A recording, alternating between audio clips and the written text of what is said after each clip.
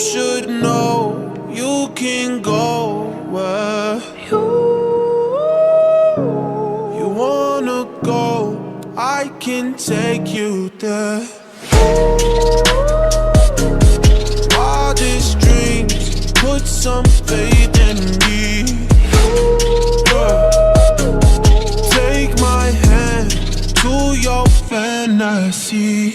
Going through these battles, fucking with these models, all the way in Cali. Foot up on the dollar line, focused on the vision. Tryna pay tuition for the ones I'm missing. Family is a mission, oh yeah. Put you on to things you thought were impossible. So you want to buy a 335 in 2020, but you're not really sure how much it's going to cost you. Well, I'm going to be showing you what to expect and what to really need to buy a 335, what you're going to be looking for, and everything like that. Alright, so step one is going to be to get yourself a tablet so you can do any OBD2 readings with MHD or Pro Tool. So this is going to come in handy because obviously there's a lot of readers that really don't do BMW, so supposedly, but MHD and Pro Tool is for BMW and it is probably the best scanning tool. So yesterday, one of my good friends ended up buying a 335 yesterday and loaded it with MHD and checked all the codes, everything checked out fine, and then used Pro Tool to make sure and everything checked out in both. So this is going to be the best way to check any codes or any whatever else it may be that you're checking on the car, but mostly engine and pretty much everything else you can do on Pro Tool and MHD. MHD is engine only and Pro Tool is pretty much like Carly, will pretty much show you everything. Also Carly is a good one as well, as if you don't want to spend, if you don't have an extra tablet laying around anywhere. So you are going to need a DCAN cable to run with the tablet, and this will plug into the ECU and this will plug into the tablet. For some circumstances you might need the OTG cable that goes in on top depending on what device you have, but mine didn't need it so I didn't pick it up. So things to check out for on the N54 when you're buying the car is you want to make sure like some of the main stuff has been done. Let's see, valve cover gasket, water pump, thermostat, you know, the list goes on, but most of the main stuff I'd say is, hey, you know what, if a guy or a girl who owns the car before you and they say, hey, you know what, I just got valve cover gasket done, I just got water pump thermostat done, you know what, that's a plus to me. There's going to be a lot of things that you're probably going to have to do, and especially when picking up a used N54, but hey, you know what, this car is arguably the best time to pick one up now. You can pretty much buy an N54 or N55 may be the case for under 15,000, 10,000 in some cases, and you can get 500 crank horsepower out of these cars on stock turbos. So the beauty about this car is you spend, say, anywhere from 1,000 to 1,500 on, you know, front mount, catless downpipes, DCIs, charge pipe plus blow-off valve, an MHD or JB4 with MHD back-end flash, and you're at pretty much 500 crank, so you'll be anywhere around 420, 430 wheel, 450 wheel if you're lucky. That's the beauty about these cars. You spend anywhere from $2,000, mostly on the high side, and you have a 450 wheel horsepower car, street legal car. Well, it's not street legal, but you got a street car. You know, when it comes to, at least in California, we have smog every 2 years, so I'd advise you, hey, go get smog done, and then you have 2 years to mess around. So I'd say the third thing is, you know, you're looking for an N54 or whatever it may be, 135i, 535i, 335i, and you know, everyone says, oh, maintenance is high, a lot of money, maintenance is a lot of money. You know, I'd say that really, for the price that you're paying for this car and the price of the maintenance, depending on where you go, if you go to the dealer, it's going to be very expensive. But you know, simple stuff like doing your own spark plugs, injectors, yeah, you know, you have to code injectors, but you can do everything with Pro Tool on this tablet here. So a lot of the times you can pretty much do everything on this car yourself, and this car is not hard to work on at all. So when I first got the car, I was really intimidated by it, but after, you know, doing spark plugs, coil packs, catless downpipes, you start to really understand how this car works, and it's like, hey, you know what, this car is pretty damn simple. So now it's like I pretty much do everything on my own, and I don't have to take it anywhere. I mean, if I get lazy, then I'll take it somewhere. But hey, you know what? I save a lot of money doing everything myself, and it's really not hard as long as you have a few ratchets, wrenches, sockets, and hey, you know what? You're on your way, honestly. Number 4 is you really can't beat this car for how much horsepower you're going to get out of it for money. You know, with these cars, you can basically, like I was saying before, is be at 500 wheel or 450 wheel, 500 crank, within under $2,000. So if any of you guys could name a car out on the market today that's a turboed car from the factory that you can spend $2,000 on and be in 450 wheel area, that seems like a great deal to me. You know, you go out and buy anything on Craigslist, or you want to go out and buy anything on OfferUp for a 335i or 135i, 535i, and with an N54, or you know, it's kind of hard to beat right now because it's 2020.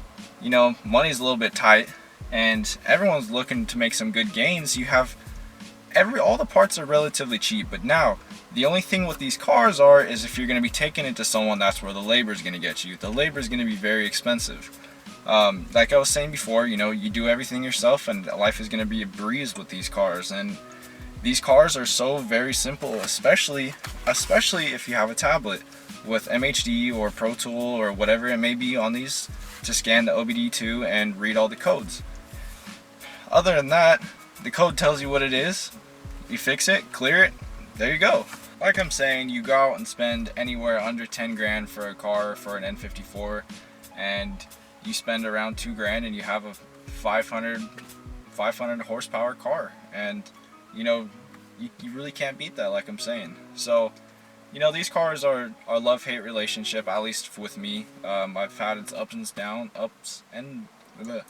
I've had its ups and downs, if I can talk.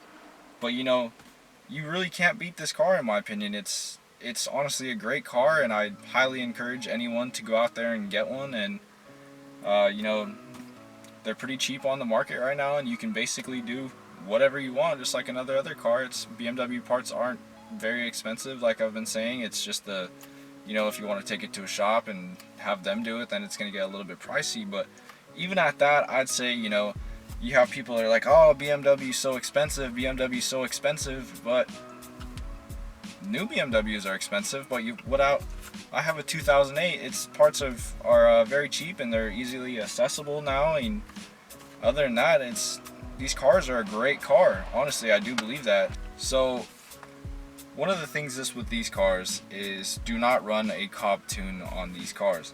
So Cobb tunes are very expensive, and they also no longer make maps for the N54. So Cobb had released their last map for the N54, and they will no longer be supporting this platform. So the best way to go right now is JB4 by Burger Motorsports or MHD. MHD is a very, very good software that flashes on the ECU. And let's see, so there is VA maps. So let's see, there's a stage 1, which I believe is stock, actually yeah, for stock cars unmodified. Stage 1 plus, just an upgraded, there's Stage 1 plus just requires a front mount intercooler, which is, you can buy like the one I have, which is a 7.5 race intercooler for under $400 or around $400. Stage 2 upgraded downpipes recommended, high flow or like catless downpipes. Stage 2 plus, which is downpipes plus front mount, which is recommended. And off here you pick which octane you guys are going to be running, and you can do burble tunes if you're going to be doing, like right here it has a E30 map also on stage 2, or E50 if you want to be running E85.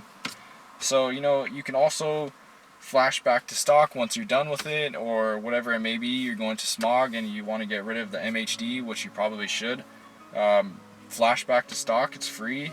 Generate a backup. So I highly encourage any of you, if you're going to be doing